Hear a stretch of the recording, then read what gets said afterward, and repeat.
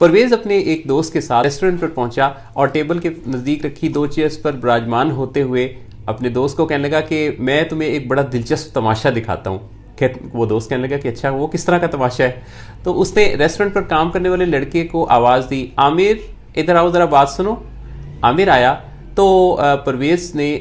جیب سے 2 نوٹ نکالے, ایک 500 کا اور ایک 50 کا, ٹیبل پر رکھا اور کہنے لگا کہ عامر ان میں سے جو بڑا نوٹ ہے, زیادہ مالیت کا نوٹ ہے, وہ اٹھا لو, وہ تمہارا ہوا. عامر نے ٹیبل پر رکھے نوٹوں کی طرف دیکھا اور اس میں سے 50 کا نوٹ اٹھایا اور چلا گیا. اور پھر پرویز کہکا لگا کے ہنس پڑا اور اپنے اس دوست کو کہا کہ تم نے دیکھا تماشا؟ تو وہ کہنے لگا کہ ہاں یہ تو بڑا ہی کم عقل لڑکا ہے, اسے تو بالکل سمجھ نہیں ہے. تو کہنے لگے ہاں یہ نہایت بیوقوف لڑکا ہے اور یہ یہاں کام کرتا ہے اور کتنے عرصہ سے میں اس کے ساتھ جب بھی ملاقات کرتا ہوں تو میں اس کے ساتھ اسی طرح کی آفر اس کے سامنے رکھتا ہوں اور یہ اس میں سے جو چھوٹا نوٹ ہے وہ اٹھا لیتا ہے. اس کے بعد یہ دونوں وہاں کچھ دیر رہے اور اس لڑکے کے بارے میں باتیں کرتے ہوئے مذاق اڑاتے ہوئے تھوڑی دیر بعد جب رخصت ہوئے تو پاس کی ٹیبل کے پاس بیٹھا ایک جو نوجوان تھا اس نے عامر کو بلایا اور کہنے لگا کہ یہ لوگ تمہارا بڑا مذاق اڑا کے گئے ہیں, تو کیا تمہیں اتنا عرصہ ہو گیا ریسٹورنٹ پہ کام کرتے ہوئے, تمہیں پتہ نہیں ہے کہ بڑا نوٹ کون سا ہے, زیادہ مالیت کا نوٹ کون سا ہے؟ تو عامر کہنے لگا کہ صاحب جی مجھے پتہ ہے کہ بڑا نوٹ 500 کا ہے. اصل میں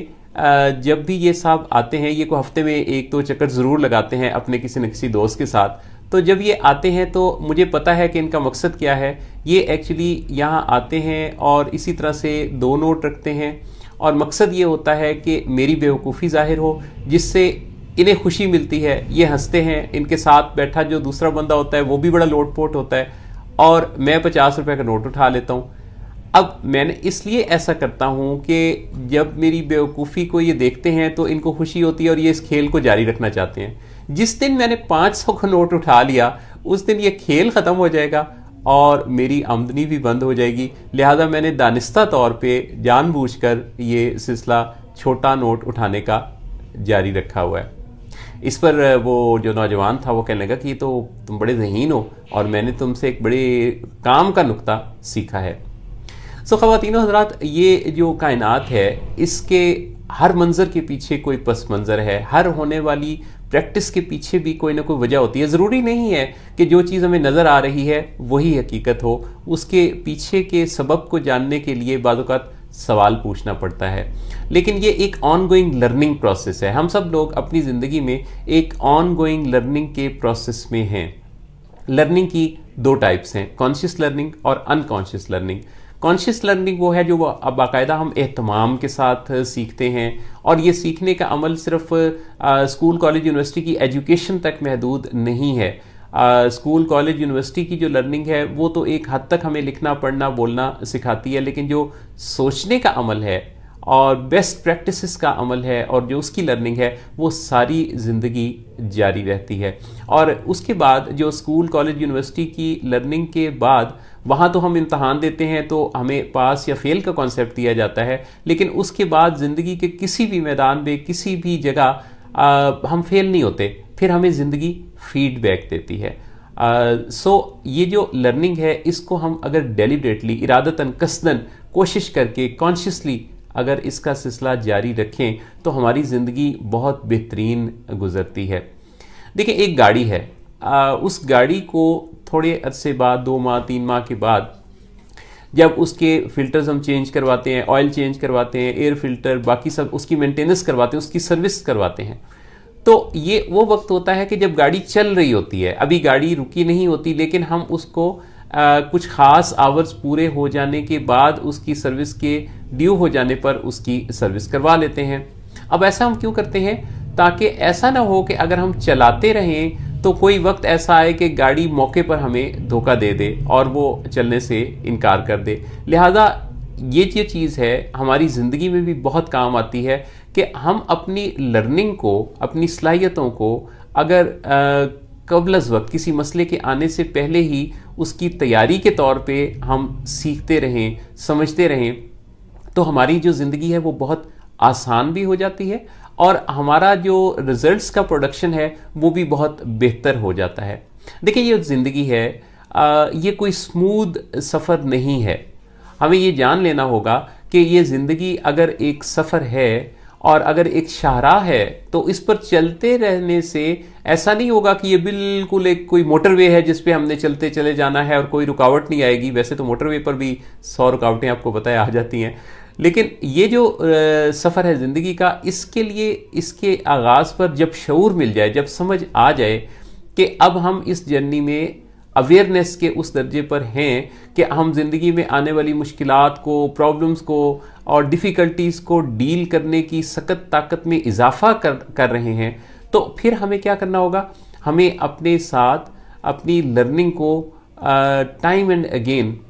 چیک کرنے کا سلسلہ جاری رکھنا ہوگا، اور اس کو بار بار اس وزٹ کرنے کی ضرورت ہوگی کہ ہماری لرننگ ٹھیک ہے، ہم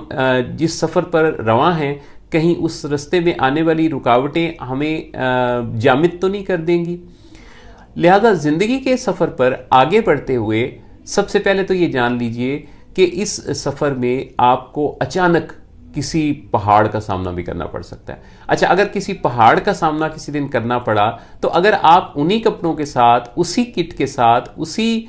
طرح کے سیکھے ہوئی اپنی پریکٹسز کے ساتھ ہوئے تو آپ چڑھائی پر چڑھ نہیں پائیں گے.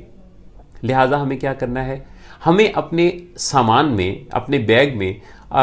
وہ سامان بھی رکھنا ہے، وہ لباس بھی رکھنا ہے جو اونچائی پر چڑھنے کے لیے کام آتا ہے. کیونکہ اگر ہم نے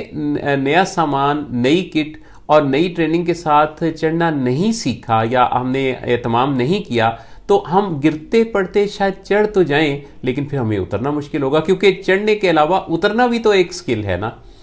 لہذا اگر ہمارے پاس اونچائی اور پھر اونچائی سے اترنے کی تیاری ہوگی تو ہم زندگی کی شاہراہ پر آنے والی کسی ایسی رکاوٹ سے پژمردہ نہیں ہوں گے، پریشان نہیں ہوں گے، آسانی سے اس کو اس وقت کا تقاضا سمجھتے ہوئے اس وقت کے مطابق اپنی ایک جو سکل ہے اس کو استعمال کریں گے اور ہم اس رکاوٹ کو عبور کر لیں گے. اسی طرح پہاڑ سے اترنے کے بعد آگے رستہ صاف نہیں ہے، کسی جگہ آپ کو جنگل سے گزرنا پڑ سکتا ہے، کوئی بھیڑیے آپ کے رستے میں آ سکتے ہیں، تو آپ کو پھر جنگلی جانوروں سے، بھیڑیوں سے، درندوں سے بچنے کے لیے بھی اپنے پاس اہتمام رکھنا ہوگا. اسی طرح آپ کو گزرتے گزرتے کسی کھڑے پانی یا پھر ممکن ہے کہ کسی دریا کا سامنا ہو، تو اگر آپ ایسی کسی سچویشن میں آ گئے تو پھر آپ کو سوئمنگ بھی آنی چاہیے، تیراکی بھی آنی چاہیے. لہذا اپنی زندگی کے حوالے سے جب بھی یہ شعور مل جائے، اویئرنیس مل جائے کہ یہ زندگی صرف آسانیوں کا نام نہیں ہے، اس رستے پر چلتے چلتے رستے میں آنے والی جو رکاوٹیں ہیں وہ آئیں گی، ان کو عبور کرنے کی تیاری میری ہونی چاہیے. اس کے لیے مجھے سیکھنا بھی ہے، اس کے لیے مجھے سامان بھی اپنے ساتھ رکھنا ہے، اور اس کے لیے مجھے روزانہ اپنے آپ سے پھر جاننا پوچھنا بھی ہے کہ کیا میری تیاری اپ ٹو دا مارک ہے، کیا میں وقت کے مطابق اپنے آپ کو اپ گریڈ کر رہا ہوں. کیونکہ دنیا میں جتنی پھیلی ہوئی چیزیں ہیں اس میں یہ جو روڈز ہیں ان کی بھی حالت پہلے دن جیسی تو نہیں رہتی، یہ بھی تو کچھ عرصے بعد مزید خراب ہو جاتی ہیں، پھر ان کی کئی دفعہ ریپیئرنگ ہوتی ہے، کنسٹرکشنز ہوتی ہیں، اور پھر کئی دفعہ راستے بند بھی ہوتے ہیں اور متبادل راستہ بھی اختیار کرنا پڑتا ہے.